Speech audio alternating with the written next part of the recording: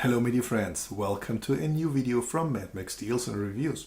Today I present you the Magicshine MTL60 hunting flashlight. But before we go into the details, I want to say thank you to Magicshine for sponsoring me that sample so I can show it to my channel. Thank you to all my supporters, the guys who have hit the subscribe button in the past, and maybe if you like my videos and my work, maybe you subscribe too, and please hit the like button. It helps me really to get a few bucks to keep on my job. And in a few seconds I'll start the video intro, and while that is running, scroll down to the video description. There is a link to my Patron site, a link to my new launch, the deal community, and all the other stuff I make my living off. So see you after the intro.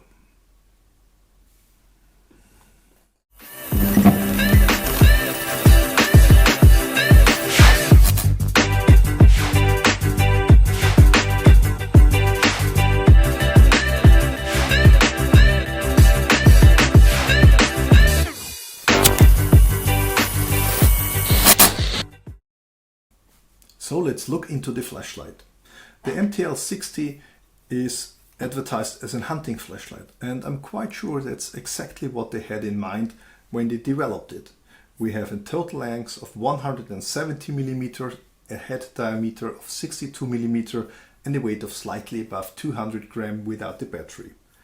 They use a single LED, and in that case it's a xpl-hi, a high intensity LED without a dome.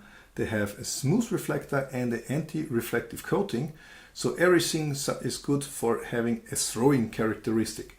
That means the majority of the light is concentrated into a hot spot to see downrange and to have this as an aiming help, and there's just some spill for the nicer orientation. And they also wanted to keep the user interface simple. There is a switch on the backside to click it on, and there is a side switch with a rubber cap to toggle the modes. And I can show you this beam characteristic. So that's the, oops, put away the box. That's the moonlight, low, medium, and even in medium you see how concentrated the spot area is compared to the spill around it. That's high, and that's turbo, and that's a circle. So there's no double, triple click or click and hold something. There's just simple hold, and then it starts to strobe, and it's now in the disco strobe loop. So you have the strobe, single click goes to SOS, strobe, SOS, endless. Again, hold for 1 second, and you're back in the last mode memorized. And this mode memory works, of course, when you switch it off, and when you half press, you have a momentary mode. And that's it. That's the whole user interface from the flashlight.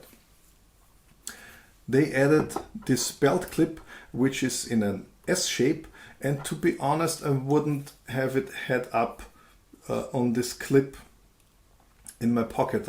I think it would toggle out, but the other way around on the belt, I'm very sure it's very safe to carry it that way.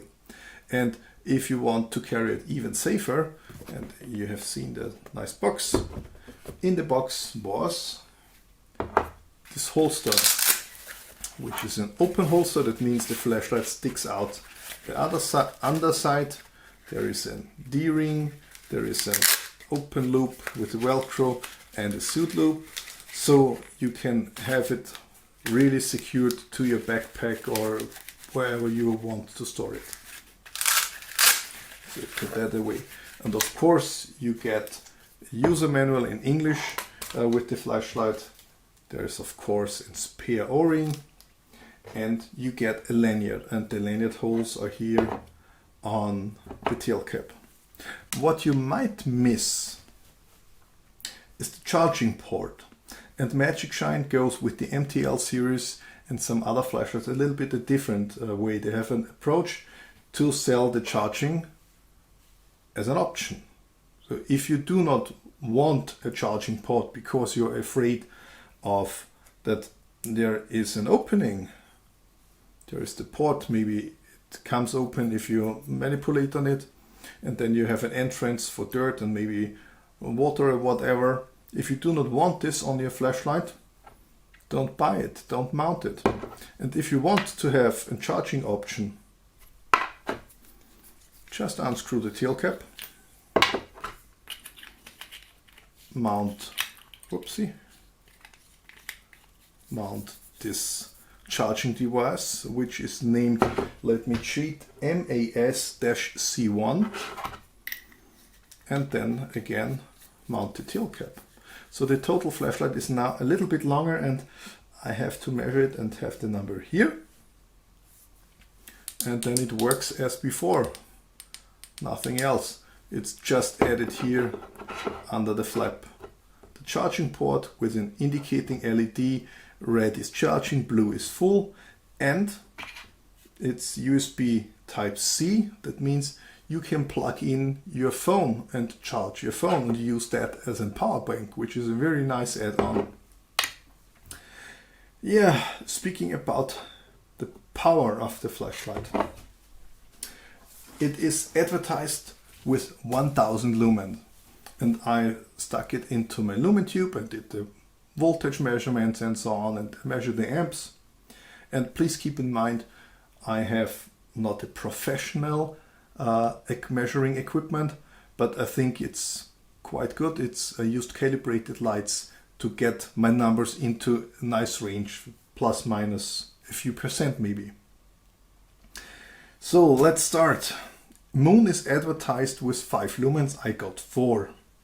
Low is advertised with 30 lumens, I measured 26, which is 13% less.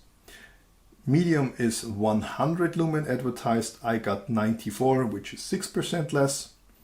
On high, which is advertised for 500 lumens, I got 440, this is 12% less.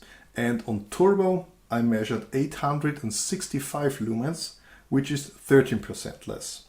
And on turbo I got also 3 amps, which is really nicely in the ballpark to have 900 to 950 lumens on the LED, but the reflector and the lens, everything is losses, and the numbers I give you is the OTF, the out of the front numbers. So my tube measures the light is coming outside, not being produced inside. And from the candelas, it's rated with 160 kilocandelas and 800 meters of throw. I got 150 kilocandelas, which still is 775 meters of calculated throw. And I also did in my runtime box some measurements. I measured on high. So when you switch it on with actual 440 lumens, it lasts 1 hour and 45 minutes with a stable output. Then there is 15 minutes with about 90 lumens, and another hour starting about 30 lumens, and then it dims down as the battery goes down. So that's quite nice. And in turbo, it started with the 860 lumens, and within 17 minutes it went down to 690 lumens. Then there was a step down to 550 lumens for 36 minutes. Then in the next 24 minutes it went down to 290 lumens. Another 10 minutes on 100 lumens, and then an additional hour and starting with the 30 lumens and down like the battery dies to the end. And the end voltage was 2.5, 2.6 volts, so the battery is really empty if you let it go until this flashlight switches off. A very nice feature I didn't show you before is there is an LED, color LED under the switch. When you switch it on and now it's green for 3 seconds, indicating the charging state. A stable green is between 100 and 75%. A green flashing is 74 to 50%. Red stable is 49 to 25%.